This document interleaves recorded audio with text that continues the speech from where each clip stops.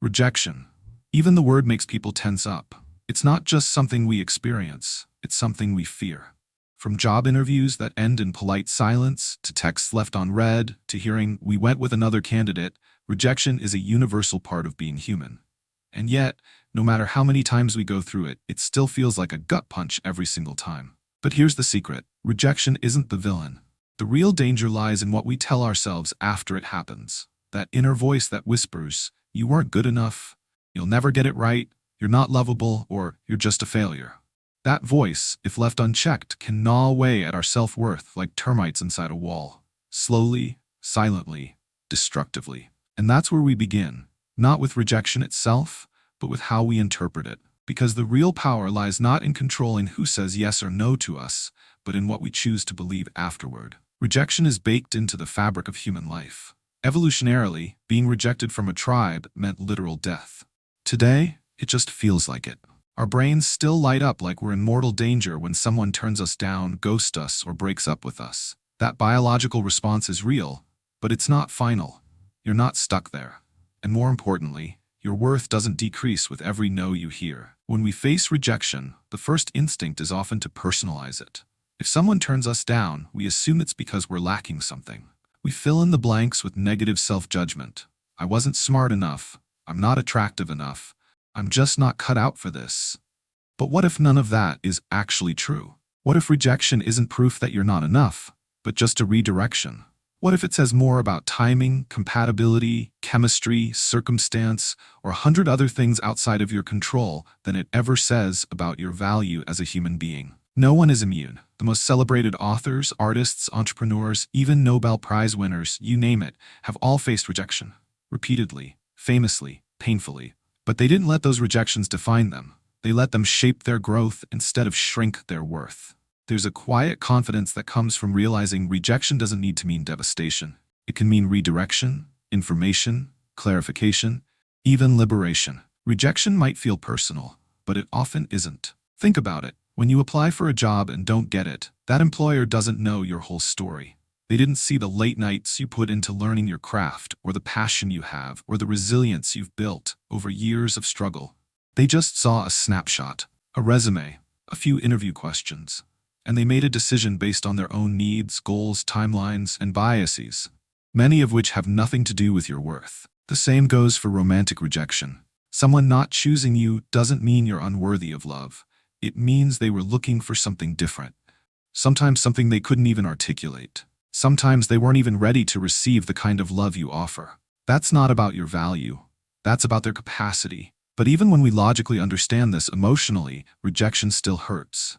It stings, and that's okay. You don't have to pretend it doesn't. You don't have to plaster a fake smile and say, "I'm fine," when you're not. Feelings are not the enemy. Suppressing them is. There's strength in acknowledging pain, letting yourself grieve a lost opportunity, mourn an ended relationship, or feel the disappointment of a failed attempt. These are not signs of weakness.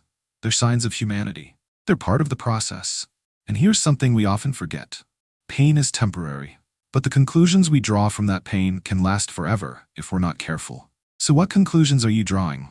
Are you turning a no into a narrative that says you're not good enough? Are you using one rejection as a lens through which you now see your entire identity? Because if you are, it's time to rewrite that script. Here's the truth: your worth is not up for negotiation. It doesn't fluctuate based on who sees it or who doesn't. It's intrinsic, unchanging, inherent. Think of it this way. If a diamond falls into the mud, does it stop being a diamond? Of course not. It's still precious, still rare, still valuable. It just needs to be cleaned off. Rejection is the mud. It may cover you in doubt temporarily, but it can't take away your value. That's the one thing rejection has no power over, unless you give it permission. Healing from rejection doesn't happen overnight, but there are ways to move through it with grace and strength. First, you have to separate the event from your identity. Getting rejected is something that happens to you. It is not who you are. You are not a failure because something didn't work out. You are someone who dared, who showed up, who risked. That's courageous. Second, watch your inner dialogue like a hawk. Would you talk to a friend the way you talk to yourself after a rejection? Would you tell them they're worthless, hopeless, or not enough? Of course not. So why is that acceptable when it's directed inward? Your self-talk is powerful. It builds or breaks your self-concept over time.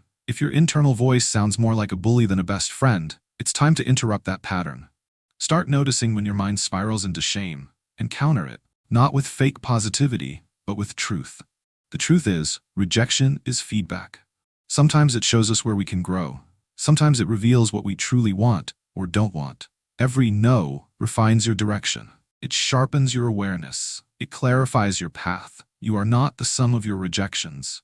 You are the sum of your resilience, of how many times you choose to get back up, to show up again, to keep your heart open, even when it's been bruised. Imagine if you gave up every time someone said no. Imagine if every inventor stopped after the first failed prototype. If every musician quit after a bad review. If every leader bowed out after their first lost vote. The world would be a quiet, lifeless place. Rejection doesn't stop greatness. It often precedes it. When you learn to accept rejection as a part of the process, not a reflection of your identity, you free yourself. You start living more boldly. You start applying for roles you once felt unqualified for. You start speaking up when you once stayed silent. You start loving with your whole heart again, not because you're naive, but because you know you'll survive, even if it doesn't work out. That's real confidence. Not the absence of rejection, but the refusal to let it define you. So the next time rejection knocks on your door, and it will, greet it with perspective. Let yourself feel it, but don't let it take root. Process it, learn from it, and then let it pass through. Don't let it build a home in your mind. Don't let it live rent-free in your self-worth. And more than anything, remember this. You are not only worthy when someone says yes to you. You are not only enough when you succeed. You are not only lovable when you're chosen. You are worthy now, as you are, even in the middle of a no. So keep trying, keep risking, keep dreaming, keep showing up. Because rejection isn't the end. It's often the beginning of growth, of redirection, of something even better than you imagined. And maybe, just maybe, rejection isn't the enemy at all. Maybe it's the ally that reveals who we are when the world says no, and we say yes to ourselves anyway.